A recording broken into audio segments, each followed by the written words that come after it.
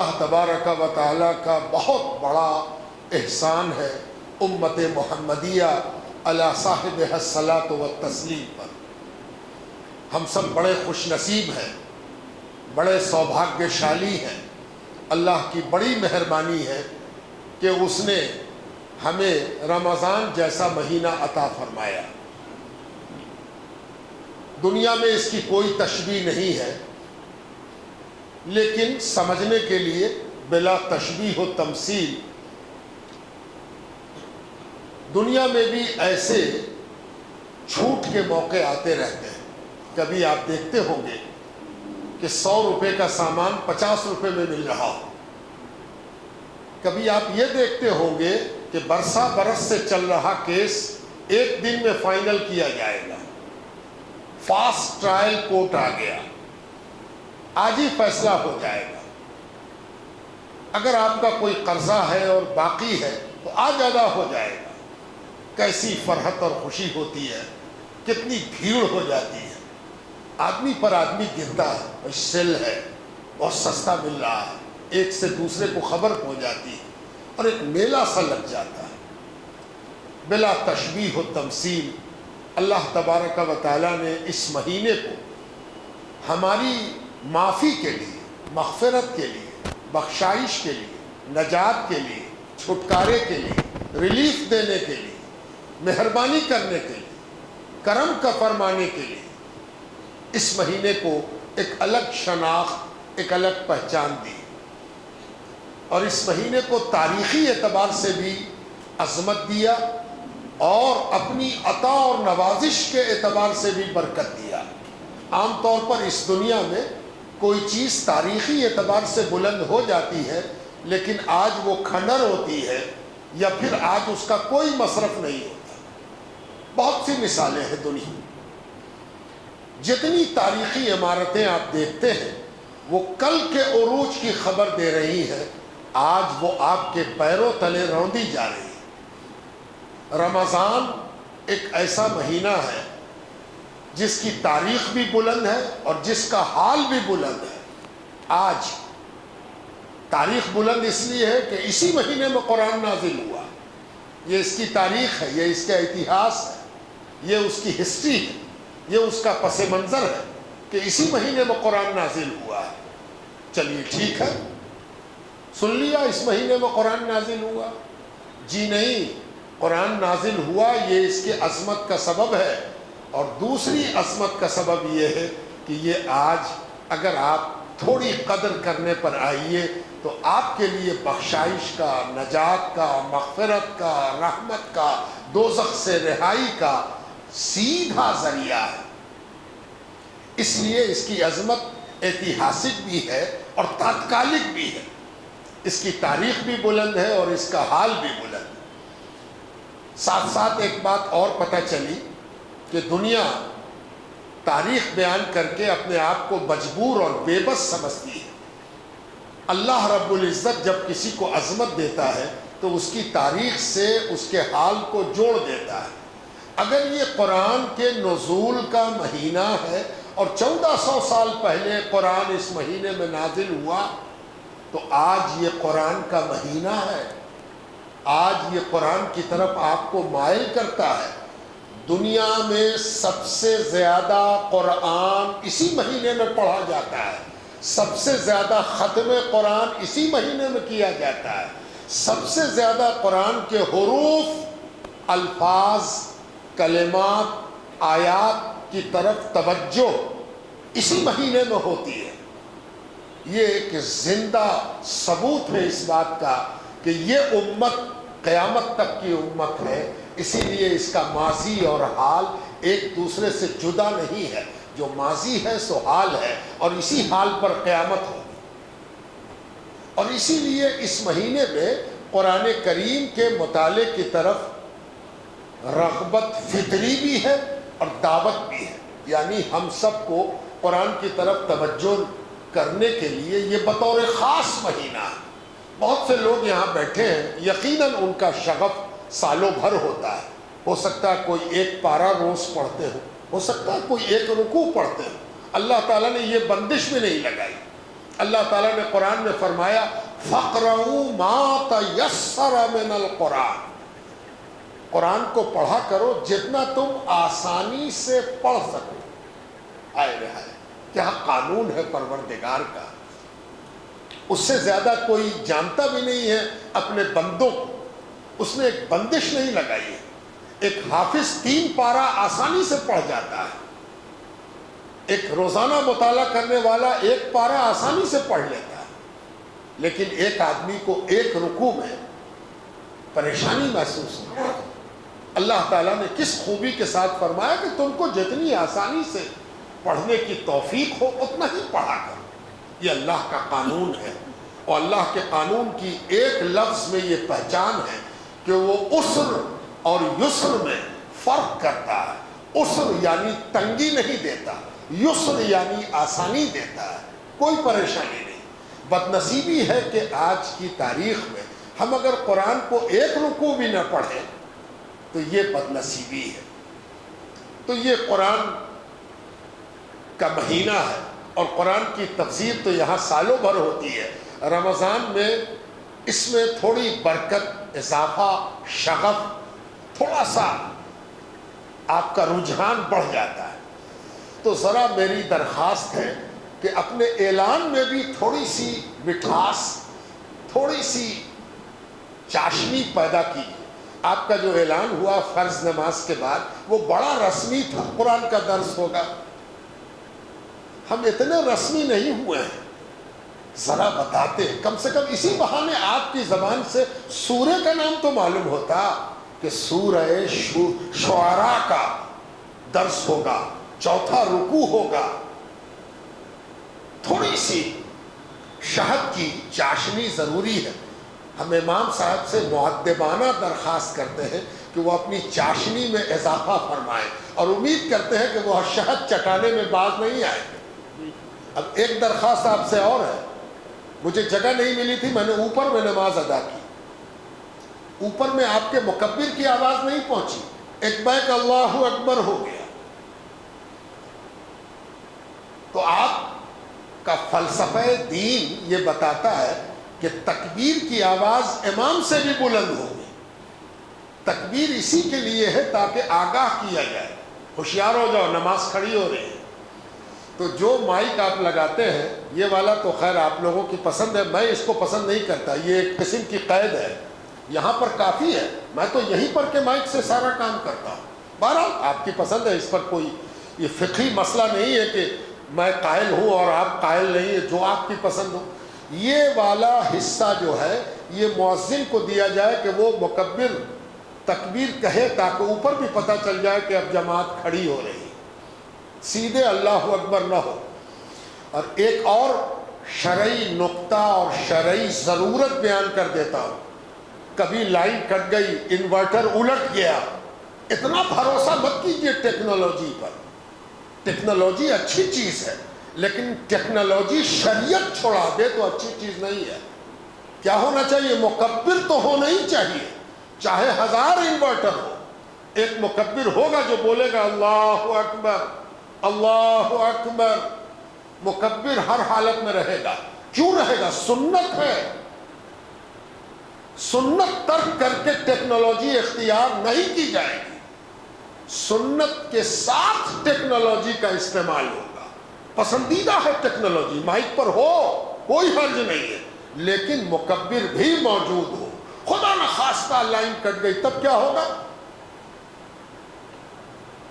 اس لیے مکبر کا استعمال بھی ضروری ہے۔ یہ میری معمولی سی درخواست ہے، امید ہے کہ آپ کبھی فاضل وقتوں میں اس پر غور کریں گے۔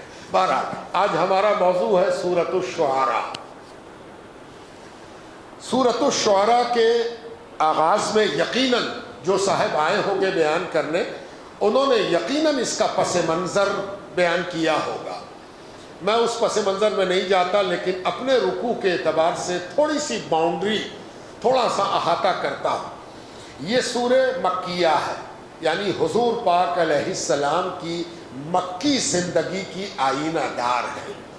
مکی زندگی میں بھی ایک مضبوط اندازے کے مطابق یہ 13 سال کے درمیان کی صورت ہے، یعنی تقریباً 6-7 سال گزر چکے ہیں۔ قرآن کے نزول کو 6 سے 7 سال گزر چکے ہیں، تب یہ صورت نازل ہوئی ہے۔ ایک اندازہ ہے، کہیں پر لکھا ہوا نہیں ہے۔ گہرے مطالعے کے نتیجے میں یہ انالائسس کر کے سامنے آتا ہے کہ یہ دور مکیہ کی وسطی صورتوں میں سے ایک ہے۔ تو یہ دور کیسا تھا؟ اس دور میں ہو کیا رہا تھا؟ جب تک آپ کی نگاہ اس پر نہیں ہوگی، یہ رکوع سمجھنا اور اس صورت کو سمجھنے میں دشواری ہوگی۔ اور اس کو سمجھنے کے لیے یہ ضروری ہے کہ مکیہ زندگی میں تھوڑی دیر کے لیے ہم جھانکیں، اور جب ہم جھانکتے ہیں تو ہمیں یہ محسوس ہوتا ہے کہ حضور پاک علیہ السلام جب وسطی دور میں ہے مکے میں، تو وہاں یہ ہو رہا ہے کہ معجزات کی کثرت ظاہر ہو چکی ہے، یعنی حضور سے معجزات طلب کیے جا رہے ہیں۔ یہ دکھائیے، یہ کر سکتے ہیں تو بتائیے، یہ مٹھی میں کیا ہے یہ بتائیے، یہ پیڑ کو چل کے دکھائیے، چلا کے دکھائیے۔ جب پیڑ چل گیا تو کہا کہ واپس کر کے دکھائیے۔ یعنی ایکسپیکٹیشن، لوگوں کی آشائیں، کفار مکہ کی سوچ، معجزہ طلب کر کے، معجزہ دیکھ کے بجائے متاثر ہونے کے اور بڑھتی جاتی ہے۔ ایک معجزہ دیکھا تو دوسرے کی طلب پیدا ہو گئی، ایک کمال ظاہر ہوا تو دوسرے کمال کے طرف پلٹ گئے۔ پہلے کمال کو کیا کہہ کے رد کیا؟ یہ تو جادو ہے، سحر ہے، یہ تو کھلا ہوا چمتکار ہے، جادو ہے، جادو کہہ دیا۔ اور اس طرح سے ان کے ارادے اور بلند ہوتے چلے گئے، بلند ہوتے چلے گئے۔ کبھی کبھی کہنے لگے کہ ابھی تو اور آپ کو نشانیاں، ظاہری کوئی نشانی آپ نے نہیں دکھائی، کوئی ظاہری چیز آسمان سے ظاہر ہوتی، آسمان سے ٹپکتی کوئی چیز ہم لوگ دیکھتے ہاں ٹپک رہی ہے۔ یہ وہ ماحول ہے جس ماحول میں یہ سورہ آ رہی ہے۔ اور آپ جانتے ہیں کہ اگر آپ میں سے زیادہ تر یہاں پر ریٹائرڈ افسر بیٹھے ہیں، بہت سے لوگ ایسے بھی ہوں گے جو موجودہ کہیں نہ کہیں سروس میں ہوں گے، کچھ لوگ ایسے بھی ہوں گے جو آفیسر ہوں گے، کچھ ایسے بھی ہوں گے جو سب آرڈینیٹ ہوں گے۔ ذرا اندازہ لگائیے کہ کسی کو آپ بحیثیت آفیسر کوئی حکم دیجئے اور وہ ایک دن نہ مانے، دوسرے دن نہ مانے، تو تیسرے دن آپ کا کیا حال ہوگا؟ دو ہی بات ہوگی، یا تو آپ کا جی چاہے گا کہ ٹیبل پر سے پیپر ویٹ اٹھائیں اور مارے چپراسی کو کہ بات سنتا کیوں نہیں، یا پھر آپ کہیے گا ہم تو ریزائن دے رہے ہیں۔ ایسے آفس میں رہ کے کیا ہوگا جہاں کوئی میرے عہدے کے مطابق میری بات سنتا ہی نہیں، یا پھر آپ نفسیاتی طور پر مریض ہو جائیے گا، میری کوئی بات سنتا ہی نہیں۔ ہاں، ہم جھوٹ بول رہے ہیں، ارے ہم تمہارے افسر ہیں، ہم کو پاور ہے، ہم جورسڈکشن رکھتے ہیں، میرا حلقہ اختیار ہے، یہ میرا جورسڈکشن ہے، یہ میرا نیائک چھیتر ہے، جو ہم بول رہے ہیں اس کے لیے ہم ذمہ دار ہیں، ہم آفیسر ہیں۔ کیسا لگے گا؟ یہ سورہ شروع ہوئی ہے اسی سے کہ اللہ تعالیٰ اپنے نبی سے کہہ رہا ہے آپ اپنی جان، آپ اپنا دل کیوں بھلا رہے ہیں کہ کوئی آپ کی بات سنتا نہیں؟ آئے حضور پاک علیہ السلام کو اللہ تعالیٰ یہ کہہ کے مخاطب کر رہا کہ آپ اپنی جان کو جوخم میں، آپ اپنے جان کو پریشانی میں کیوں ڈال رہے ہیں کہ یہ لوگ باوجود اس کے کہ آپ اس قدر محنت، سچائی، ایمانداری، ڈیووشن، ٹرسٹ، قربانی کے ساتھ پیش کر رہے ہیں اور لوگ سن نہیں رہے ہیں، تو آپ گھبرائیے مت، آپ پریشان خاطر نہ ہوئیے۔ آپ کا جو معاملہ ہے وہ میں دیکھ رہا ہوں، میرا دیکھنا آپ کے لیے کافی ہے کہ میں آپ کی ذمہ داری کی ادائیگی سے خوش ہوں، یہ آپ کے لیے کافی ہے۔ ان کا سننا اور نہ سننا اس بات کا معیار نہیں ہے کہ آپ کیسے بیان کر رہے ہیں۔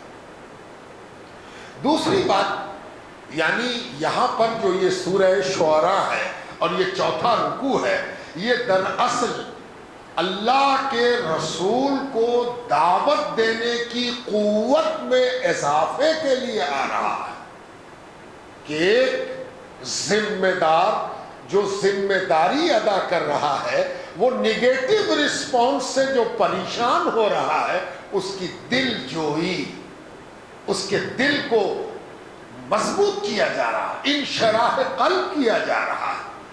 الم نشرح لک صدرک، یہ جو آیت اتر رہی ہے یہ کس لیے آ رہی؟ اے میرے حبیب، ہم آپ کے دل کے کپاٹ کو کھول رہے ہیں، آپ کے دل کو اور مضبوط کر رہے ہیں، وسیع بنا رہے ہیں، آپ کا دل وسعت سے بھر رہا ہے، آپ اپنے کام کے لیے اور لگن محسوس کریں۔ تو ایک مقصد تو یہ ہے، اسی مقصد کو پیش نظر رکھ کر یہ سننا ہے۔ اور جب مقصد پیش نظر ہو تو صرف یہ کہنے سے نہیں ہوتا کہ ایک آدمی تھک گیا ہو تو ہم پیٹ ٹھوک دیں، ٹھیک ہے کیے جائے، نہیں۔ اللہ تعالیٰ نے کیا طریقہ اختیار کیا؟ کہا آپ تو نبی ہیں، ہم آپ کو 7 نبیوں کی مثال سناتے ہیں۔ اس سورے میں 7 نبیوں کی مثالیں دی گئی ہیں، اور سب اولو العزم نبی ہیں۔ نوح علیہ السلام، لوط علیہ السلام، ہود علیہ السلام، ابراہیم علیہ السلام، موسیٰ علیہ السلام، ہے نا، قوم عاد و ثمود اور شعیب علیہ السلام، سب کا ذکر اس سورے میں ہے۔ کیوں ہے؟ اس کی پہلی وجہ ہے اپنے نبی کو بوسٹ اپ کرنا، اپنے نبی کو بتانا کہ آپ پہلے نہیں ہیں جن کا انکار ہو رہا ہے، آپ سے پہلے بھی دیکھو حضرت موسیٰ ہے، سیدنا ابراہیم ہے، سیدنا ہود ہے، یہ 7 نبی جو ہیں، 7 قومیں جو ہیں، ان کا بھی حال یہی ہے، ایسے ہی ہوا ہے، بے عین ہی یہی ہوا ہے، جو ہو رہا ہے سو ہوا ہے۔ اب جلدی جلدی میں تو آپ کہیے گا کہ باؤنڈری بہت بڑی ہو گئی، ورنہ ہم لوگوں کے یہاں جو باؤنڈری نہ باندھ سکے وہ مکان کیا بناوے گا؟ آج کل لوگ باؤنڈری بعد میں بناتے ہیں، باؤنڈری بعد میں بنانے کی وجہ سے قبضہ ہو جاتا ہے، پھر مکان بنا نہیں پاتے، اس لیے باؤنڈری اچھی ہونی چاہیے۔ دوسری باؤنڈری یہ سنانا اس لیے بھی ہے کہ جو لوگ ایمان لے آئے ہیں ان کو بھی پتہ چلے کہ تم سے پہلے 7 امتوں کو کیا کیا جھیلنا پڑا ہے۔ گھبراؤ مت، پریشان مت ہو، نبی تو نبی ہے، تم تو امتی ہو، تم کمزور لوگ ہو، تم دبے کچلے ہو، تم نوجوان ہو، تم گھبرا جاؤ گے تو کام کیسے چلے گا؟ سنو، تم پہلے نہیں ہو جو ایمان لانے کی وجہ سے نشانے پر ہو، تم سے پہلے 7 امتوں کا ذکر میں کر رہا ہوں جو زمانے کے نشانے پر تھی، اس کو سنو، جانو، تاکہ تم کو بھی حوصلہ بوسٹ اپ ہو جاؤ، تمہارا دل بھی اپنے کپاٹ اور اپنی کواڑ اور اپنا دروازہ کھول دے کہ کیسے دنیا کا مقابلہ کرنا ہے سچائی کا خوگر بن کر۔ اب تیسری بات، یہ جو قرآن کی آیت اترتی تھی یہ چھپی ہوئی چیز نہیں تھی، پوشیدہ نہیں تھی، یہ سیکرٹ چیز نہیں ہے۔ جب قرآن کی آیت اترتی تھی تو آپ جانتے ہیں کہ حضور پاک علیہ السلام اس کو لکھواتے تھے، فوراً منتخب کرتے تھے، اتنے مجمع میں سے پوچھتے تھے تم تیار ہو، آ جاؤ ادھر، کچھ آیت لکھوانی ہے، وہی نازل ہو۔ حضور پاک علیہ السلام اس کو لکھواتے تھے، اور لکھواتے سناتے سب کو یاد ہو جاتے، پھر حضور اس کو نماز میں پڑھتے تھے، پھر صحابہ اس کو ایک دوسرے سے سن کر یاد کرتے تھے، تو یہ چیز اس زمانے کے اعتبار سے پبلش ہو جاتی تھی، یہ نشر ہوتی تھی، یہ شائع ہو جاتی تھی، یہ خان و کان خبر پھیل جاتی تھی، کافروں کو بھی پوری طرح خبر ہوتی تھی کہ آج کیا اترا، آج کیا نازل ہوا، آج پیغمبر نے کیا سنایا، یہ کافروں کو بھی پورا پتہ چلتا تھا۔ تو یہ سورہ شعراء کافروں کو بھی ایک طریقے سے پیغام ہے کہ تم جو انکار کر رہے ہو اور تم جو ان کی مخالفت کر رہے ہو، سنو، تم مخالفت کرنے میں نئے نہیں ہو، تم سے پہلے 7 قومیں اپنے اپنے نبی کا انکار کر چکی ہیں، اور ٹھیک انداز وہی ہے جو تمہارا ہے۔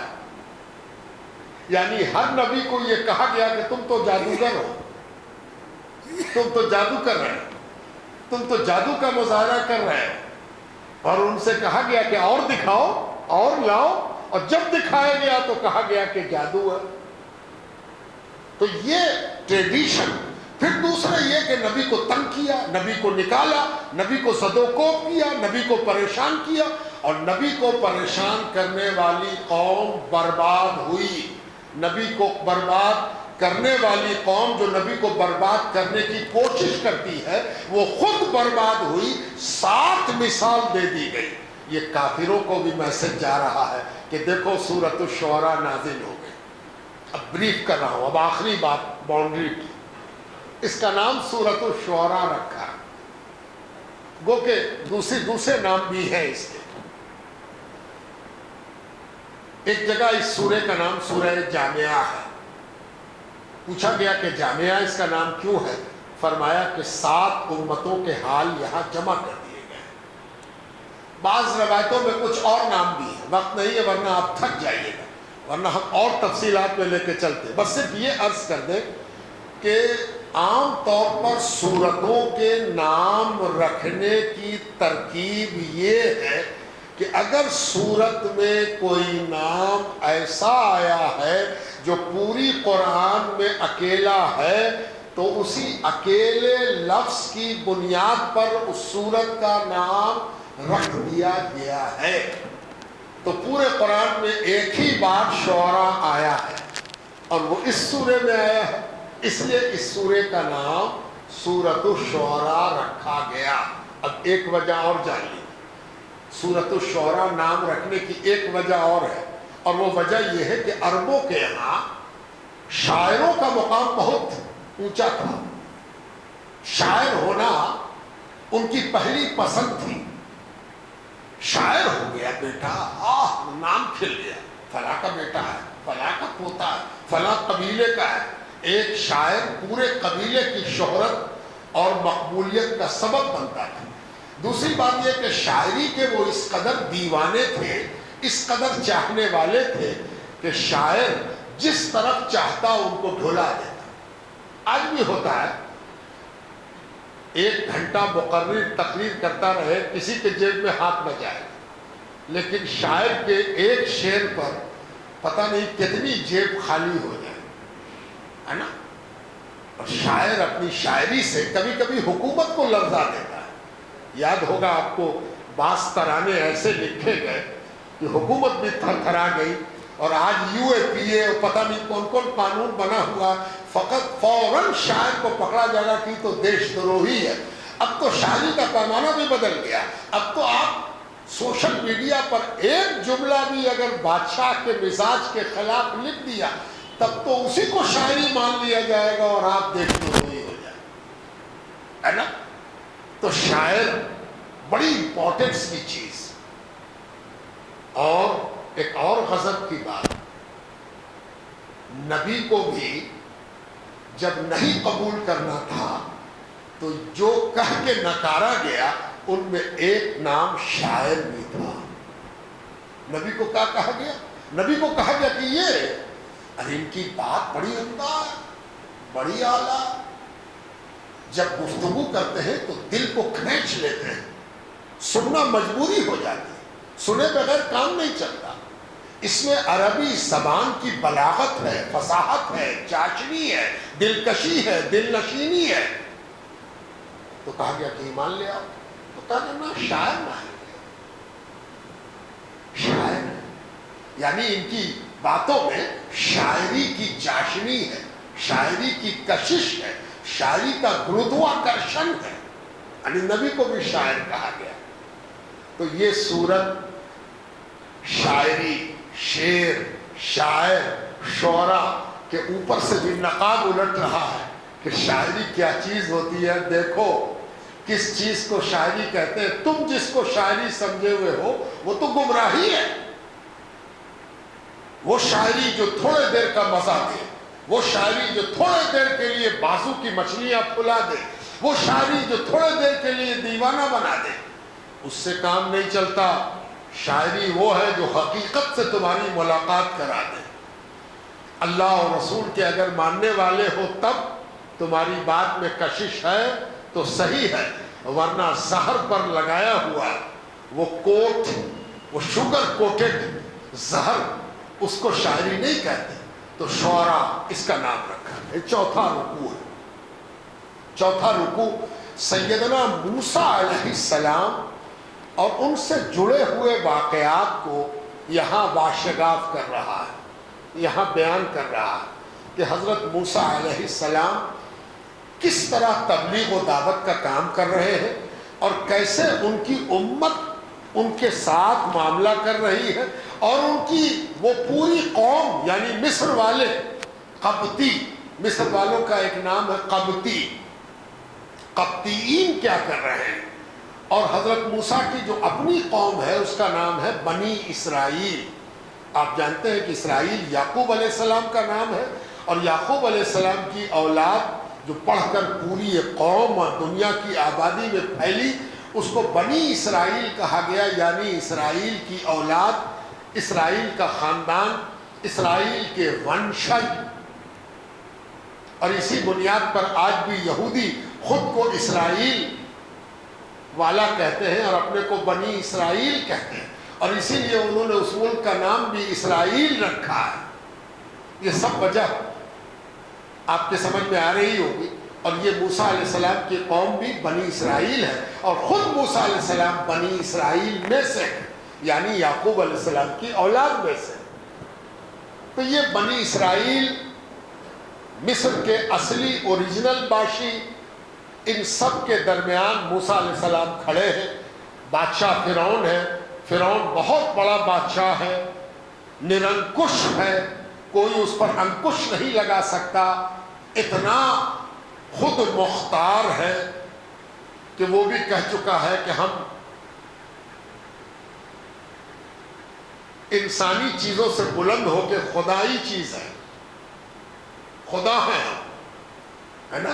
جب کسی بادشاہ کو یہ احساس ہوتا ہے کہ میری بادشاہت کو اب کوئی خطرہ نہیں ہے، ہم ہی بادشاہ ہیں اور ہم ہی بادشاہ رہیں گے، تو وہ اپنی بایو فیملی سے انکار کرنے لگتا ہے، وہ دھیرے دھیرے سیڑھی چڑھنا شروع ہو جاتا ہے خدائی کی طرف، اور لوگ بھی مل جاتے ہیں، ہاں ہاں آپ ہی تو بھگوان ہیں، اور آپ ہی تو سب کچھ ہے، اور آپ ہی تو بھاگیوان ہے۔ یہ ہر زمانے میں ہوتا آیا، تو وہ یہ چوتھا رکوع جو ہے وہ اس کی جلوہ سامانی کر رہا ہے، ساتھ ساتھ یہ بھی بتا رہا ہے کہ کیسے موسیٰ علیہ السلام کو نہ ماننے والے موسیٰ علیہ السلام کو ستا رہے ہیں، تنگ کر رہے ہیں، اور اس کا نتیجہ کیا ہو رہا ہے وہ بھی بیان ہو رہا ہے۔ یعنی مسلمانوں کو یہ پیغام دیا جا رہا ہے کہ تم اکیلے نہیں ہو، تم سے پہلے بھی ایسا ہو چکا ہے۔ کافروں کو یہ میسج جا رہا ہے کہ سن لو، اللہ تعالیٰ بیان کر رہا ہے جیسے تم ستا رہے ہو ویسے ہی مصر والے ستاتے تھے، کیا ہوا مصر والوں کا یہ تم بھی جان لو، اپنے آپ میں ہیرو نہ بنو، تم سے پہلے جو ہیرو تھے وہ زیرو ہو چکے ہیں، اس کا بھی خیال کرو۔ اب تمہید ختم، صرف ایک جملہ کہ حضرت موسیٰ علیہ السلام فرعون کے پاس گئے، تبلیغ و دعوت کا اہتمام کیا، تو اس کی وجہ کیا تھی؟ اگر آپ سے کوئی پوچھ دے کہ بھائی موسیٰ علیہ السلام فرعون کے پاس گئے تو کس لیے گئے، کیا مقصد تھا موسیٰ علیہ السلام کے دین لانے کا مقصد کیا تھا؟ ممکن ہے کہ آپ کا جواب یہ ہو کہ سب مشرک تھے، کافر تھے، خدا خود بن بیٹھے تھے، خدا کو نہیں مانتے تھے، اللہ کو نہیں مانتے تھے، جل جلالہ کو نہیں مانتے تھے، شرک کرتے تھے، کفر کرتے تھے، ان کو اللہ کی معرفت کرانے گئے تھے، کلمہ پڑھانے گئے تھے، ایک خدا کی طرف بلانے گئے تھے، اللہ کے دین کی طرف بلانے گئے تھے۔ اگر یہ جواب ہے تو صحیح ہوتے ہوئے بھی آدھا ہے، یہ آدھا جواب ہے، صحیح ہے لیکن نصف ہے۔ اور آدھا جواب کیا ہے؟ جب تک وہ آپ کے ذہن میں نہیں ہوگا یہ رکوع بھی سمجھ میں نہیں آئے۔ وہ آدھا جواب یہ ہے کہ اصل مقصد موسیٰ علیہ السلام کا دو تھا۔ پہلا مقصد اللہ کی طرف بلانا، توحید کی طرف بلانا، شرک سے روکنا، نیکی کی طرف بلانا، اور دوسرا مقصد تھا بنی اسرائیل کی گردنوں کو مصر سے چھڑانا، استحصال۔ چوسا جا رہا تھا، دلت ہو گئے تھے، ہریجن بنا کے رکھ دیا تھا، شوشن ہو رہا تھا. کس کا؟ بنی اسرائیل کا. مصر میں بنی اسرائیل کو بیگاری کا مزدور بنا دیا گیا، ان کے جان سے اور ان کے مال سے کھیلا جا رہا. وہ ایک ایسی قوم بن گئے تھے جو سیکنڈ کلاس نہیں، تھرڈ کلاس شہری تھے، ان کے کوئی حقوق نہیں تھے. جب جہاں چاہا جوت دیا، جب جو چاہا کام کرا لیا، جب چاہا ان کا استحصال کر لیا.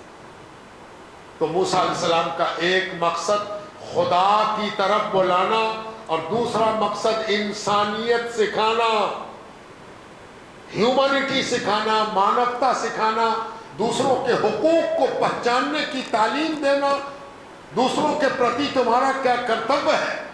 جات پات، الگ الگ نسل واد، کمیونلزم، کاسٹسزم، اس سے باہر نکالنا، یہ بھی موسیٰ علیہ السلام کا بنیادی کام تھا اور یہ ہر نبی کا ہوتا ہے.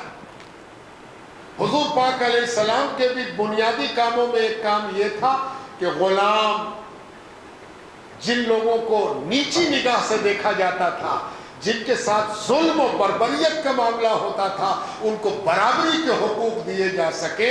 یہ حضور پاک علیہ السلام کے بنیادی کاموں میں سے ایک. اور جب تک یہ نگاہ میں رہے گا، مسلمان اس چکر میں نہیں پڑے گا. مسلمان کاسٹ، کریڈ، لینگویج، رنگ، نسل کے پھیرے میں اگر پھنس گیا، تب تو وہ مسلمانیت کی آدھی مسلمانیت بھول گیا. مسلمان تو آیا تھا یہاں کاسٹ اور کریڈ کو ختم کرنے، اور یہ خود کاسٹ کے چکر میں پڑ گیا. کالے گورے والا کاسٹ تو تھا ہی، مسلک کا کاسٹ بھی اس کو مل گیا. اور سبحان اللہ، مسلک مسلک کھیل رہا ہے، اور ذات ذات کھیل رہا ہے، اور پات پات کھیل رہا ہے. تو معاذ اللہ ایسی چیزوں سے بچتے ہوئے ہم اور آپ یہ چوتھے رکوع کی طرف بڑھ رہے ہیں.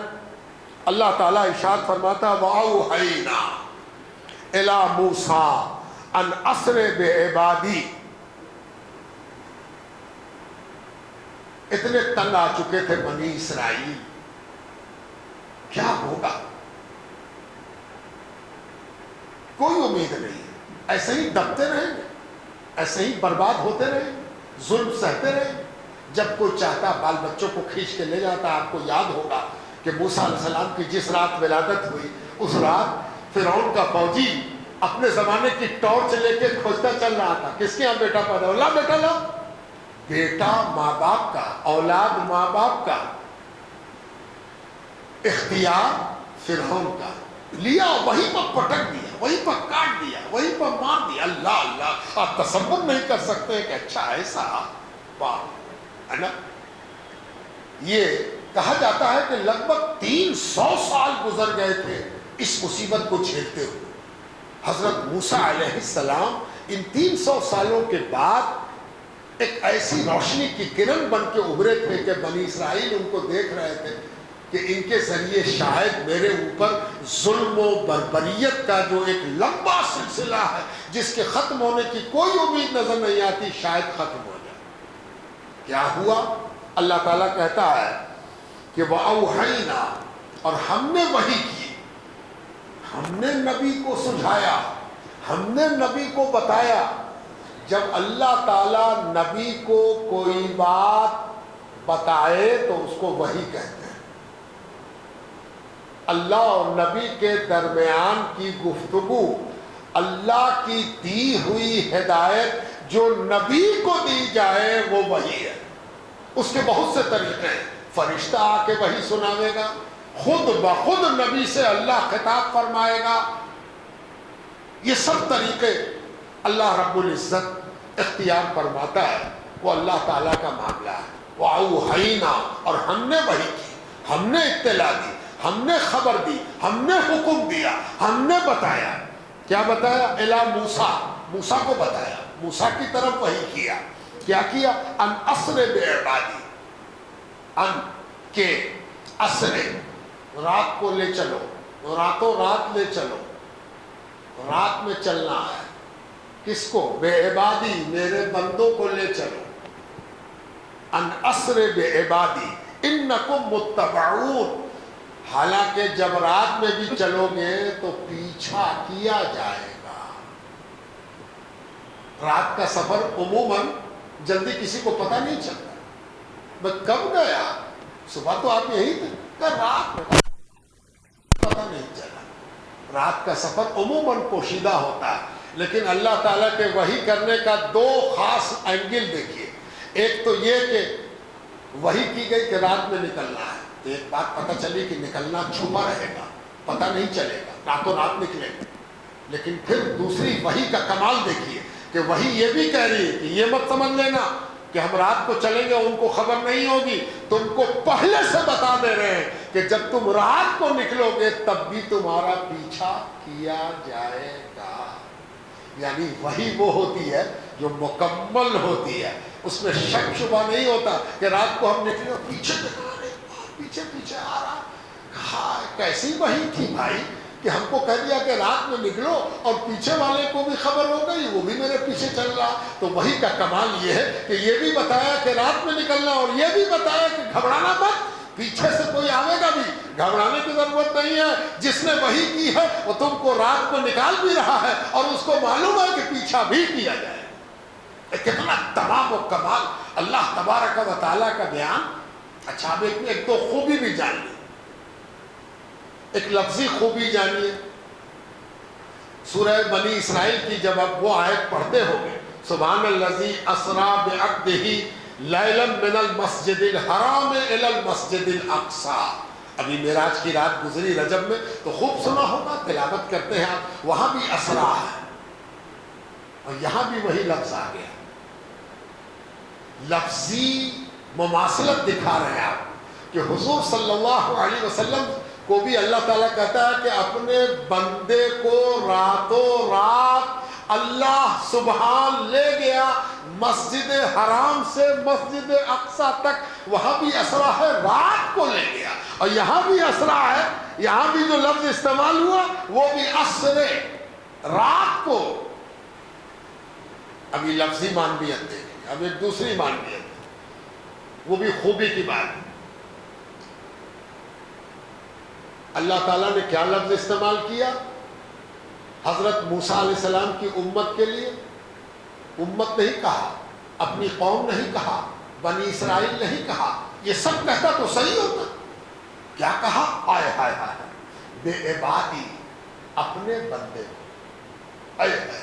یہ اللہ تبارک تعالیٰ کا اعزاز ہے، یہ ایک سمان ہے، یہ بہت بڑی مہربانی ہے کہ اللہ تعالیٰ نے کیا کہا؟ موسیٰ علیہ السلام کی امت کے لیے جو لفظ استعمال کیا بے عبادی، میرے بندوں کو رات میں لے کے نکلو.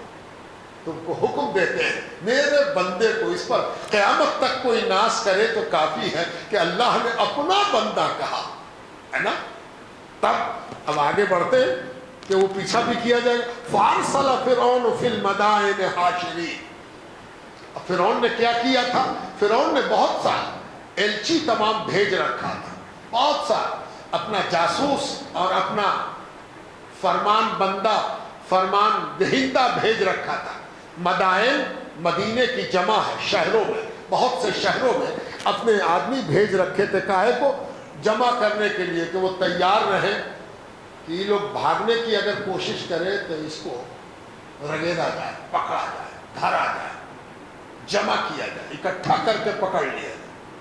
اب اس کو سمجھنے کی ضرورت ہے کہ فرعون کو اس بات کا شک تھا کہ یہ لوگ ہو سکتا ہے کہ مصر چھوڑ کے بھاگے. تو مصر چھوڑ کے بھاگے گا تو پھکٹ کا مزدور چلا جائے گا تو مزدور کہاں سے آئے گا؟ توجہ چاہیے، بہت اہم بات ہے یہ. جس قوم کو ہم مزدوری میں کھٹاتے ہیں وہ اگر نکل گئی تو پروجیکٹ کا کیا ہوگا؟ ہر گھر میں جھاڑو کون دے گا؟ اور ہر گھر میں پوچھا کون لگائے گا؟ اب میری ناز برداری کون کرے گا؟ اور کس کو ہم چبائیں گے، چوسیں گے، تھوکیں گے؟ وہ کیا کیسے ہوگا؟ اب جب یہاں تک آپ پہنچ گئے تو آپ کو ذہن میں رہنا چاہیے کہ یہ مکے میں نازل ہو رہی ہے اور مکے والوں کو کے مزاج کو بھی یہاں سامنے رکھنا ہے کہ مکے والوں کا مزاج یہ تھا کہ تم کو باہر نہیں جانے دیں گے. یہاں سے بھاگو نہیں، تم رہو یہی، مسلمان ہوئے ہو، ماریں گے کوٹیں گے، یہی رہنا ہوگا، بھاگنا نہیں ہوگا۔ یاد کیجئے سیرت کے وہ واقعات کہ جو لوگ حبشہ گئے تھے وہ بھی لک چھپ کے گئے تھے، ایک ایک کر کے۔ میاں بیوی دونوں کو جانا ہوتا تو صبح میں میاں جاتا اور شام ہوتے ہوتے بیوی جاتی، اور کوئی پوچھتے کہ تم کہاں جا رہے؟ کہ وہ گئے تو ان کو لے کے آ جائے، ایسے کہہ کے دونوں میاں بیوی اکیلے اکیلے نکلتے تھے۔ اس میں بھی پکڑا جاتے تھے، مار کھاتے تھے، لٹا جاتے تھے، بھاگنے کی اجازت نہیں تھی۔ اور آپ کو یاد دلا دیں کہ ہجرت کے بعد جب ہجرت ہو گئی تو ہجرت کے بعد بھی مکے کے کافروں کو چین نہیں آئے، بھاگ گیا۔ لوگ کہتے کہ چھوڑو، بھاگ گیا نا، چھوڑو، ہٹاؤ، نکل گیا جیسے، تم کو پسند نہیں تھا، چلا گیا۔ کہ نہ، چھوڑ کیسے دیں؟ 500 کلومیٹر چل کے گئے بدر کی لڑائی میں اور احد کی لڑائی میں اور خندق کی لڑائی میں، یہ سب کیا ہے؟ چھوڑ کیسے دیں؟ بھاگ کیسے دیں؟ بھاگے دیں گے، وہ جہاں جائے گا وہاں جا کے ماریں گے۔ اس مساج کو سامنے رکھیے اور اللہ کے بیان کرنے کی حکمت سمجھیے کہ اللہ تعالیٰ کیوں بیان کر رہا ہے۔ بیان اسی لیے کر رہا ہے کہ کفار مکہ کو یہ بتا سکے کہ دیکھو، اینٹھو مت، تم سے پہلے اینٹھنے والے اسی نہج کے ہو چکے ہیں، اور مسلمانوں کو یہ بتایا جائے کہ گھبراؤ مت، تم سے پہلے بھی ایمان لانے والوں کے ساتھ کیا ہوا ہے۔ یہ سب تانا بانا اگر ذہن میں رہے گا تو قرآن پڑھنے کا مزہ آئے گا۔ قرآن کی تلاوت، قرآن کی تفہیم ایک اللہ کی نعمت ہے، اور جتنا پڑھیے گا، جتنا سمجھنے کی طرف آئیے گا، دنیا میں اس سے زیادہ لذت والی کوئی چیز نہیں ہے، بشرطے کہ اس کی لذت کے طرف، اس کے مزے کی طرف، اس کے ذائقے کی طرف آپ کا ذہن مائل ہو۔ کیا کہتا ہے اللہ تبارک تعالیٰ؟ فَأَرْسَلَ فِرْعَوْنُ فِي الْمَدَائِنِ حَاشِرِينَ، اور فرعون نے بھیج رکھے تھے، کہاں بھیج رکھے تھے اس کو بھی ذرا سا سمجھ لیں۔ جو راستہ بھاگنے کا تھا وہ سب خشکی کا تھا، زمین بھاگے گا، ادھر سے نکلے گا، ادھر سے نکلے گا، تو ادھر کے شہروں کو خبر کی گئی تھی کہ بھاگے تو پکڑ، ادھر سے بھاگے تو ادھر سے پکڑ۔ بھلا یہ کون سوچتا کہ سمندر لانگ جائے گا؟ یہ تو کوئی نہیں سوچ سکتا تھا بھائی، سمندر سے ایک آدمی کو تو جانا نہیں تھا۔ جانا کتنے کا تھا؟ ایک اندازے کے مطابق 4 سے 5 لاکھ کی آبادی ہے بنی اسرائیل کی۔ مصر میں کتنی آبادی ہے؟ 4 سے 5 لاکھ۔ یہ آبادی اگر مائیگریٹ کرے گی تو یقیناً خشکی سے جائے گی۔ تو فرعون نے سب شہر کو یہ الٹیمیٹم دے رکھا تھا کہ بھاگنے تو دینا نہیں ہے نا۔ تب کیا کہتا ہے اللہ پاک؟ ان ہؤلاء لشرذمۃ قلیلون، یہ ہیں کتنے سے؟ تھوڑے سے تو ہیں، ہے نا، یہ 20 کروڑ تو ہیں یہ لوگ۔ اچھا غلطی ہو گئی، 16 ہی کروڑ ہیں، ارے ان کو گھیر دیں، ہے کتنا؟ آپ بولیے کہ ہم اقلیت ہے تو کہتے نہیں، اقلیت نہیں ہے، یہ دوسری اکثریت ہے۔ آپ نے آپس میں ہے کیا چیز؟ مسل کے رکھ دیں گے، وہی ہے، مسل کے رکھ دیں گے۔ ان ہؤلاء لشرذمۃ قلیلون، یہ تو بہت کم ہے، چیپ دیں گے، دم لپیٹ دیں گے، ہے نا۔ وَإِنَّهُمْ لَنَا لَغَائِظُونَ، اور یہ ہم سے دل جلا کے بیٹھے ہوئے ہیں، ہم سے دل برداشتہ ہیں۔ ایک دوسرا ترجمہ ہوگا کہ ہم کو غصہ دلاتے ہیں، یہ ہم کو بھڑکاتے ہیں، ہم کو طیش میں لاتے ہیں۔ غیظ غصے کو کہتے ہیں، غائظون، یعنی اللہ تبارک تعالیٰ یہ فرما رہا ہے کہ یہ ان کے آپسی بات چیت کیا ہے، یہ کیا بات چیت کرتے ہیں بنی اسرائیل سے متعلق، یہ بات ہوگی۔ وَإِنَّا لَجَمِيعٌ حَاضِرُونَ، اور ایک ترجمہ اس کا یہ ہے کہ ان سب سے ہم لوگوں کو خطرہ لگا رہتا ہے۔ یہ 4-5 لاکھ جو ہے پتہ نہیں کدھر ڈائیورٹ ہوگا، کیا کرے گا، یہ خطرے کا سبب ہے۔ اور دوسرا ترجمہ ہوگا کہ یہ 4-5 لاکھ کے لیے ہم لوگ تیار ہیں، ایک دم ویل مینیجڈ ہیں، جدھر سے جیسا موقع ہوگا ویسا کریں گے۔ فَأَخْرَجْنَاهُمْ مِنْ جَنَّاتٍ وَعُيُونٍ، لیکن تم کیا جانو، تم ان کو نکالنے کا فیصلہ کر رہے ہو، اللہ کی مشیت کچھ اور فیصلہ کر چکی ہے۔ کیا فیصلہ کر چکی ہے؟ فَأَخْرَجْنَاهُمْ، تو ہم ان کو نکال باہر کریں گے، ان کو نکال دیں گے. کہاں سے؟ من جنات و عیون، باغوں سے بھی نکال ڈالیں گے اور چشموں سے بھی نکال ڈالیں گے. مصر میں نیل کے کنارے باغ ہی باغ تھے.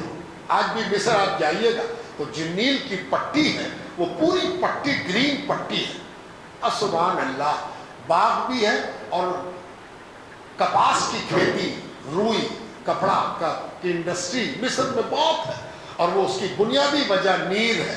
نیل دنیا کی سب سے چوڑی ندی ہے، گنگا سے بھی چوڑی ہے بعض جگہوں پر نیل ندی.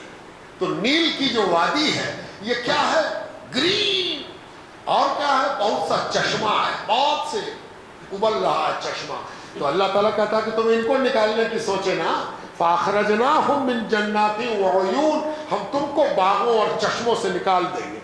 وَكُنُوزٍ وَمَقَامٍ كَرِيمٍ، اور ان خزانوں پر بھی جن پر تم آلتی پالتی مار کے بیٹھے ہو. وَمَقَامٍ كَرِيمٍ، اور جو بڑا بڑا عہدہ، بڑے بڑے اسٹیٹ تم نے لے رکھے ہیں، ان سے بھی تم کو نکالیں گے. کذالک، ایسا ہی ہوگا. وَأَوْرَثْنَاهَا بَنِي إِسْرَائِيلَ، وَأَوْرَثْنَاهَا بَنِي إِسْرَائِيلَ، اور بنی اسرائیل کو وارث بنائیں گے ان چیزوں کا جن کے تم وارث بنے بیٹھے ہو. فَأَتْبَعُوهُمْ مُشْرِقِينَ، اب یہاں تک بات آئی. اب پھر پہلے جملے کی طرف کہ اللہ تعالیٰ نے فرمایا تھا کہ ان اسر بعبادی انکم متبعون، انکم متبعون، میرے بندوں کو راتوں رات لے کے نکل چلو، حالانکہ ان کا پیچھا کیا جائے گا. اب یہاں اللہ تعالیٰ کا فَأَتْبَعُوهُمْ مُشْرِقِينَ، رات گزر کے ابھی پو پھٹ ہی تھا کہ پیچھا کرنے کی شروعات ہو گئی. اب پیچھا کرنے کی شروعات سے پہلے یہ جان لیجیے کہ موسیٰ علیہ السلام نے بنی اسرائیل کو، اپنے ماننے والوں کو، 4-5 لاکھ بنی اسرائیل کو ایک دوسرے سے یہ خبر بھیج دی تھی کہ اللہ کا حکم جب آئے گا تو ہم کو نکلنا ہے، ہم سب کو نکلنا ہے. اور وہ سب لوگ تیار بھی تھے کہ کب تک ظلم سہے، ایسے نکل جانا چاہیے. تو موسیٰ علیہ السلام نے سب کو خبر کرا دی تھی کہ نکلنا ہے، نکلنا ہے، نکلنا ہے. یہ نہیں معلوم تھا کہ کب نکلنا ہے. اور یہ بات جب 5 لاکھ آدمی کو معلوم ہو گئی تو فرعون کو بھی معلوم ہو گئی تھی، سب ہم نے آپ کو بتا دیا. لیکن یہ نہیں معلوم کہ کب نکلنا ہے. جب موسیٰ علیہ السلام پر وحی آ گئی کہ رات کو نکلنا ہے تو یہ خبر تیزی سے پھیلی اور رات ہوتے ہوتے لوگ نکل گئے. ضروری سامان لے لیا، پلنگ اور مسہری نہیں لیا، بال بچہ لیا، سونا چاندی لیا، پیسہ روپیہ لیا، اور پالتو جانور بھی نہیں لیا. جو ضروری جانور تھا اس کو ساتھ دے لیا اور لے کے نکل گئے. اب پورا بیلٹ ہے مصر کا جس میں بنی اسرائیل کی آبادی ہے، وہ سب نکلے. رات میں تو خبر نہیں پھیل سکی، لیکن جیسے جیسے پاؤ پھٹا، سحری کا وقت ہونے لگا اور لگا کہ اب پاؤ پھٹنے والی، فرعون کو خبر ہو گئی. فرعون کو جگایا گیا کہ وہ لوگ نکل رہے ہیں، نکل گئے. فرعون نے کہا کہ چلو ہم آتے ہیں. فرعون تیار ہوا، فرعون نے اپنے لشکر کو الرٹ کیا، فوج تیار ہوئی، فوج تیار ہوئی اور فوج نے پیچھا کیا. فَأَتْبَعُوهُمْ مُشْرِقِينَ، پاؤں پھٹتے ہی ان کے پیچھے میں ان کا پیچھا کیا گیا، ان کا تعاقب کیا گیا، ان کو ٹریس کیا گیا.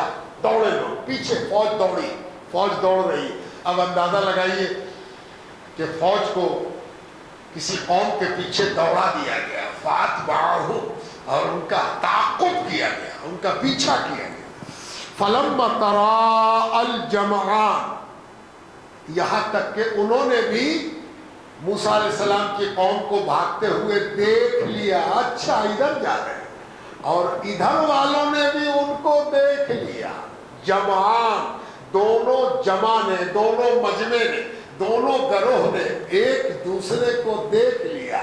انہوں نے بھاگتے ہوئے دیکھ لیا اور انہوں نے پیچھا کرتے ہوئے دیکھ لیا.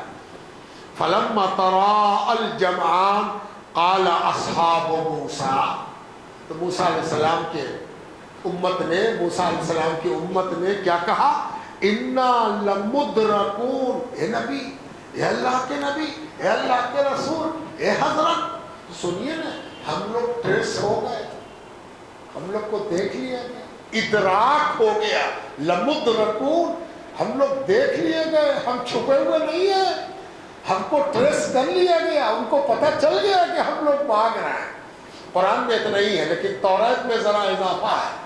توریت میں یہ ہے کہ موسیٰ علیہ السلام کی امت نے حضرت موسیٰ سے کہا ہائے ہائے بربادی، دیکھیے انڈین ٹون میں ہم اس کو ادا کریں، ہائے ہائے بربادی، کیا ہمارے مرنے کے لیے مصر ٹھیک نہ تھا کہ سمندر کے کنارے ہم کو لے آئے، یہاں مریں گے ہم لوگ، یہ تو رگید رگید کے مارے گا، یہ تو ذبح کر دے گا، ایک زندہ کوئی بچے گا، تو ہم لوگ مر گئے، مرنا ہی تھا تو اپنے گھر پر مرتے تو زیادہ اچھا تھا، یہاں لا کے مارا جا رہا ہے، یہ اچھی بات نہیں۔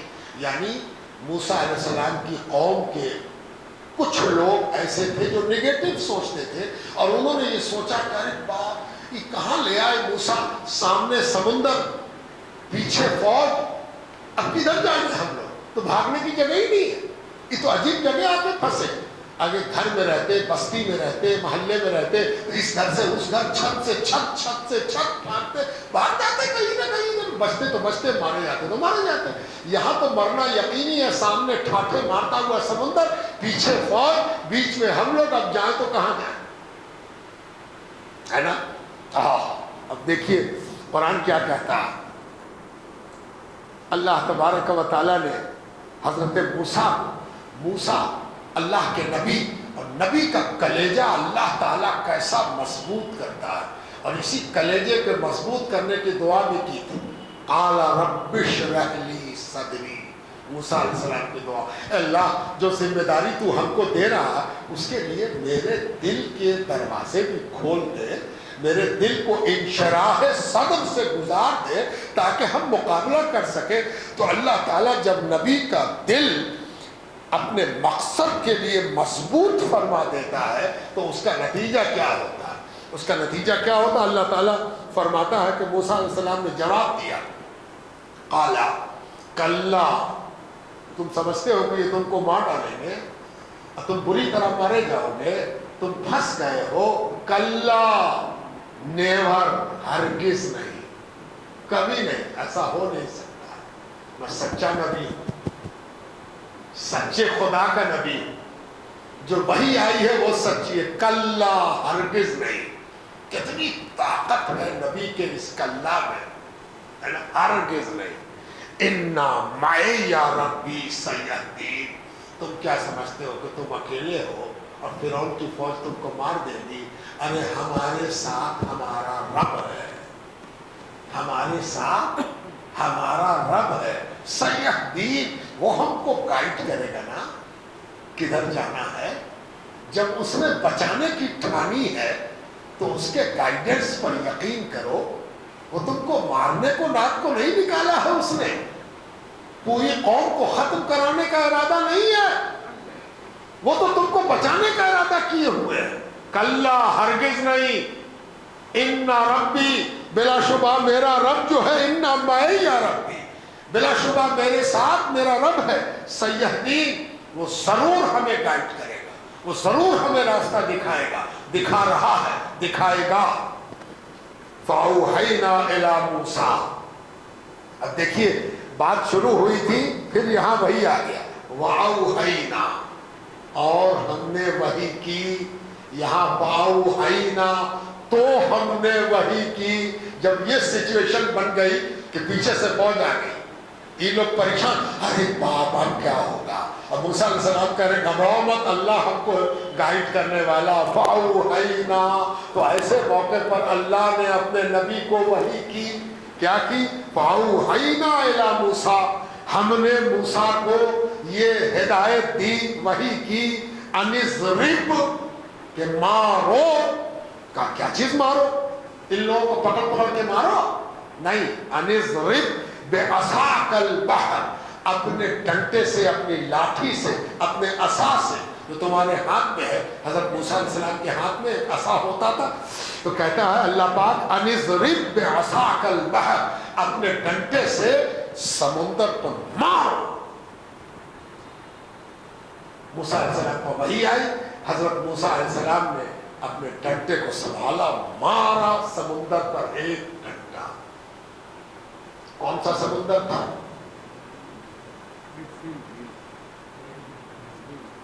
اس کے کئی نام جغرافیہ میں آپ کو ملے. ایک نام اس کا بحر قلزم ہے، بعض دفعہ اس کو ریڈ سی بھی لکھا جاتا ہے. کہا جاتا ہے کہ اس کا ایک سرا بحر ہند سے ملا ہوا ہے، یعنی انڈین اوشن سے ملا ہوا ہے. بعض جانکاروں کا کہنا ہے کہ وہ انڈین اوشن کی ہی کھاڑی ہے، انڈین اوشن کی ایک کھاڑی ہے.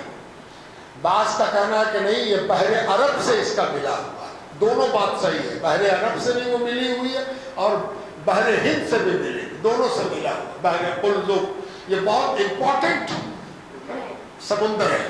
اس سمندر کا سب سے بڑا کمال ایک یہ ہے کہ اس کا ایک سرا افریقہ سے ملا ہوا ہے، دوسرا سرا ایشیا سے ملا ہوا ہے. ایشیا اور افریقہ کے بیچ میں جوڑنے والی کھاڑی یہی ہے. اور ذرا سی اور وضاحت کر دیں کہ اسی کا ایک منہ آگے جا کے نہر سوئز میں جا کے ملا ہے. آگے جا کے وہ جہاں پر بہت پتلا ہو گیا ہے وہی سوئز ہے، جو بعد میں نہر سوئز بنا، جو آج اسرائیل اور فلسطین اور عربوں کے درمیان ایک جھگڑے کا جھنجٹ کا ایک مسلسل شکل ہے اور اتنی بڑی آمدنی کا ذریعہ ہے کہ دنیا میں اس سے بڑی آمدنی کسی چیز کی نہیں ہے جتنی نہر سوئز کی ہے.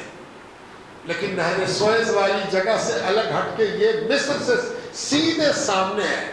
تو یہ وہ جگہ ہے بحر قلزم. اس پر حضرت موسیٰ علیہ السلام نے اپنا عصا مارا. تو جب عصا مارا تو اب تک تو یہی دیکھا گیا تھا کہ عصا اژدہا بنتا تھا. اس کے پہلے رکوع میں بیان ہوا ہوگا کہ کیسے جادوگر آئے اور جادوگروں نے کس طریقے سے، وہ سب بات آپ جان رہے ہیں. اب عصا کا ایک دوسرا رخ، معجزے کا ایک دوسرا ملٹی ڈائمینشنل معجزہ اس عصا سے ظاہر ہوتا ہے. ایک عصا مارا اور قرآن کے الفاظ ہیں کہ کیا کہتا ہے اللہ پاک، فن فلق. فن فلق اگر اردو میں اس کا ایگزیکٹ ترجمہ کریں گے تو ہوگا تو پھر پھٹ پڑا، پھٹ پڑا، پھٹ گیا، ہے نا. اچھا، یہ جو فلق ہے عموماً پھٹنے کا ذکر کسی ٹھوس چیز میں مانا جاتا ہے، پھٹ گیا. لیکن آپ کے یہاں بڑا اچھا عربی سمجھنے کا محاورہ ہے. آپ کے یہاں دودھ بھی پھٹتا ہے نا. اس لیے اردو والا قرآن کو سمجھنے کو تیار ہو جائے تو بہترین سمجھے گا، ہے نا. دودھ کا پھٹنا، ہے نا. ساری ٹھوس چیز کے پھٹنے والے یہاں دودھ کا پھٹنا بھی جانتے ہیں.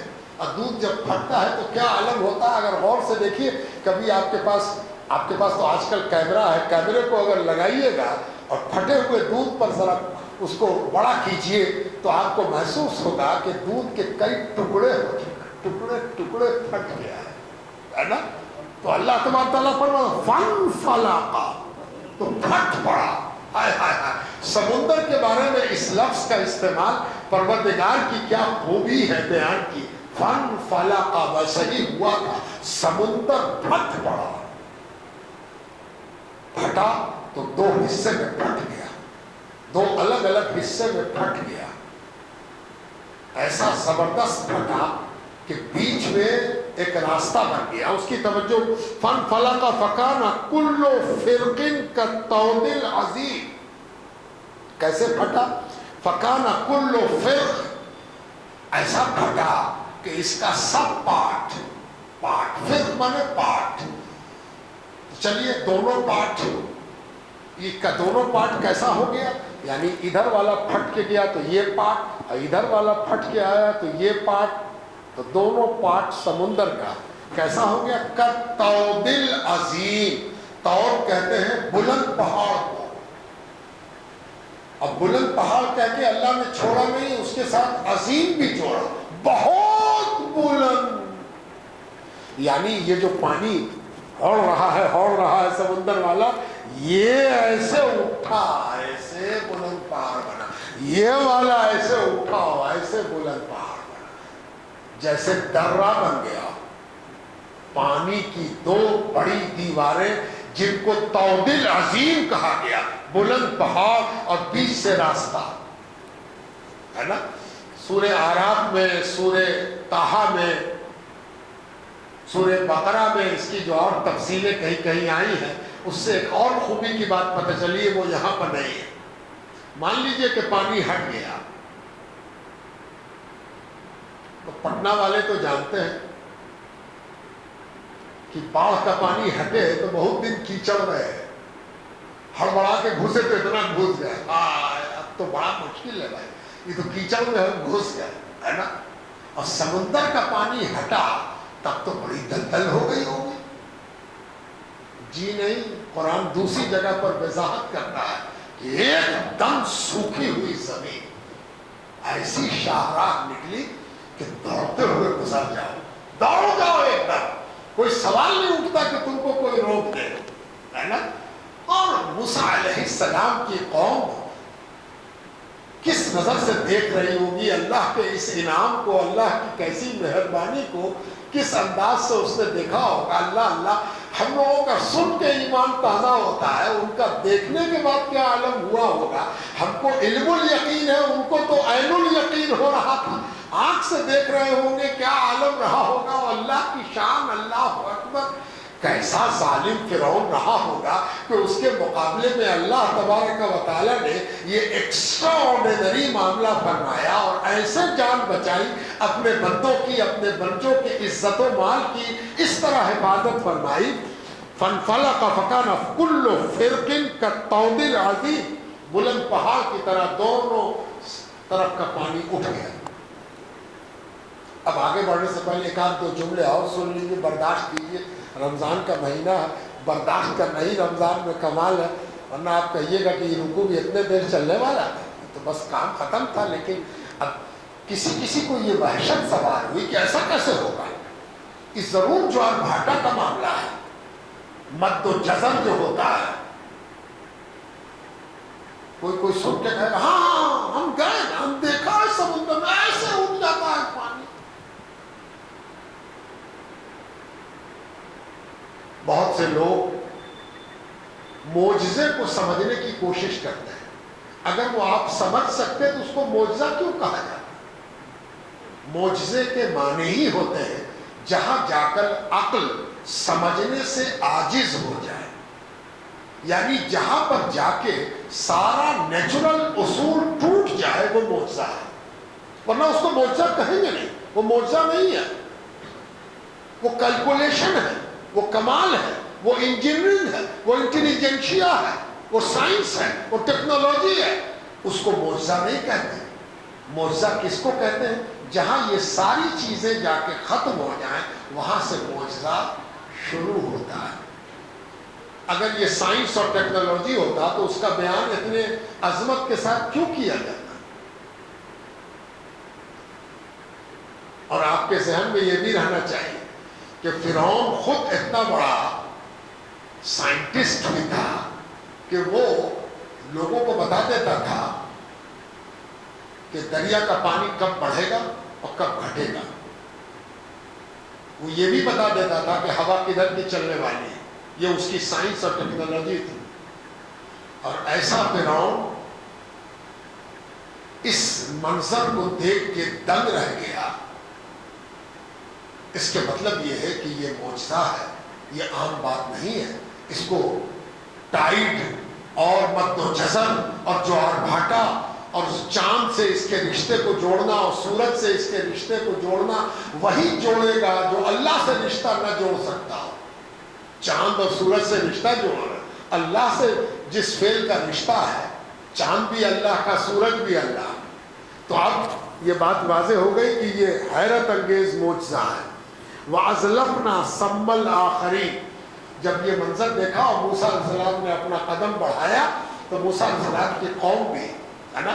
وہ قوم جو نراش ہو گئی تھی, پریشان ہو گئی تھی, اس کو ایک خوشخبری سی محسوس ہوئی. اب کودی قوم, دوڑی قوم, موسیٰ علیہ السلام آگے آگے ہیں اور پیچھے پیچھے ان کی قوم ہے, بوڑھے بچے جوان پالتو جانور سامان جو بھی ان کے ساتھ ہے لے کے گزر رہے ہیں. اب تو لشکر تو پیچھے آ ہی گیا, اب لشکر بھگیتا ہوا آگے بڑھ رہا. اب اتنا ہی فرق ہے کہ موسیٰ علیہ السلام کی قوم اس پار اتر گئی اور فرعون اندر گھس گیا. فرعون نے جب دیکھا کہ اچھا یہ اچھا موسیٰ تم بھی کیا یاد کرو گے, اگر ہم نے یہ منظر نہ دیکھا ہوتا تو ہم سمجھ نہیں سکتے کہ تم گئے کیسے. اب تو ہم دیکھ بھی لیا ہے اور پیچھے پیچھے بھی ہے, تو جس راستے سے تم نکل رہے ہو وہی راستہ ہم کو تم تک پہنچائے گا. تو سمجھا کہ کمال ہو گیا, ہم بھی پیچھے دوڑو.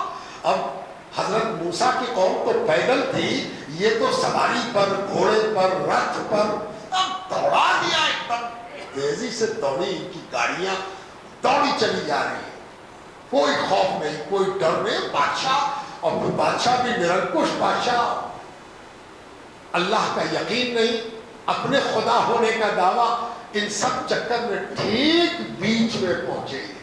جب یہ بیچ میں پہنچے تو موسیٰ علیہ السلام کی قوم پار اتر چکی. اب اتنی ہی دوری ہے کہ بس آگے بڑھیں گے اور وہاں پہنچ جائیں گے جہاں موسیٰ علیہ السلام کی قوم پہنچی. جب اپنا پیچھے پہنچ گئے تو اللہ تعالیٰ کیا کہتا ہے, وَأَزْلَفْنَا ثَمَّ الْآخَرِينَ. ازلفنا, اور ہم نے قریب کر دیا, نزدیک کر دیا, ملا دیا. کس کو ملا دیا؟ ثم الآخرین, بعد والوں. بعد والے کون تھے؟ فرعون. یعنی فرعون اور موسیٰ علیہ السلام کے لشکر کو ہم نے بحر قلزم کے پیٹ میں ملا دیا. ملانے سے مراد یہ ہے کہ یہ بھی اس میں تھے اور وہ بھی اس میں تھے. فرق یہ تھا کہ وہ نکل رہے تھے اور یہ گھس رہے ہے نا. وہ اس پار اتر گئے اور یہ بیچ میں پہنچ گئے. اب کیا ہوا؟ وَأَنْجَيْنَا مُوسَىٰ وَمَن مَّعَهُ أَجْمَعِينَ. اور ہم نے نجات دی, ہم نے بچا لیا, ہم نے کمال کیا. موسیٰ علیہ السلام کی امت کو کیسے بچایا اللہ تعالیٰ؟ وَأَنْجَيْنَا مُوسَىٰ وَمَن مَّعَهُ أَجْمَعِينَ. ہم نے موسیٰ کو اور جو ان کے ساتھ تھے سب کو بچا لیا. ایک کیزویلٹی نہیں ہوئی موسیٰ علیہ السلام, ساری قوم بچ کے نکل گئی. معاہو اجمعین, پکی پکی سب کو نکال کے لے گیا. ثم اغرقنا الآخرین. اور جو دوسرا گروہ آیا اس کو پورا کا پورا غرق کر دیا, ڈبا ڈالا, برباد کر دیا. اس کے مطلب یہ ہوتے ہیں, بعض روایتوں میں یہ بات آ گئی ہے کہ موسیٰ علیہ السلام جب اس پار اترے تو اتر کے آگے نہیں بڑھے. اترنے کے بعد پھر وہی ان کو آئی, اے موسیٰ واپس پھر ایک عصا لگا ہی دو. پھر دوسرا عصا اس پار سے مارا سمندر پر, تو جو ایسے ہوا تھا وہ ایسے ہو گیا. جس عصا کی مار نے دیوار بنائی تھی, پہاڑ بنا دیا تھا, طوبل عظیم بنا دیا تھا, پانی کی دیوار بنائی تھی, اسی مار نے ان دونوں دیواروں کو آپس میں ملا دیا. اور جب ملا, واہ اللہ کی پناہ, اللہ اپنی پناہ میں رکھے. بعض روایتوں میں آیا ہے کہ بنی اسرائیل بھاگے جاتے تھے موسیٰ علیہ السلام کے ساتھ اور پیچھے مڑ کے دیکھتے جاتے تھے. ان میں سے بعض کا بیان نقل ہوا ہے کہ میں نے بڑے بڑے فرعون کے سرداروں کو پانی کی سطح پر تنکے کی طرح ڈوبتے ہوئے اور سطح پر چھٹپٹاتے ہوئے دیکھا کہ مر رہے ہیں. ان فی ذالک لآیہ. قرآن پڑھنے کی لذت یہی ہے کہ ہر ٹکڑے کا مزہ لیا. اتنا بڑا واقعہ دنیا میں کبھی نہیں ہوا, حیرت انگیز واقعہ. یہ جغرافیکل ایکسیڈنٹ نہیں تھا, یہ مانسونل ایکسیڈنٹ نہیں تھا, یہ جیولوجیکل ایکسیڈنٹ نہیں تھا. یہ ایک سچے نبی کے سچے ہونے کا ثبوت تھا اور اللہ کی قدرت کاملہ کی دلیل تھا. اللہ تعالیٰ ان فی ذالک لآیہ, یہ وہ چیز ہے جس میں میری نشانی ہے, اللہ کی نشانی. پتہ نہیں لوگوں کو سمندر سمجھ میں آ جاتا ہے اور سمندر کے درمیان راستہ بننا سمجھ میں نہیں آتا، اور جس نے سمندر بنا دیا اس نے سمندر میں راستہ بنا دیا، اس پر حیرت ہے، تو سمندر والی حیرت کہاں گئی؟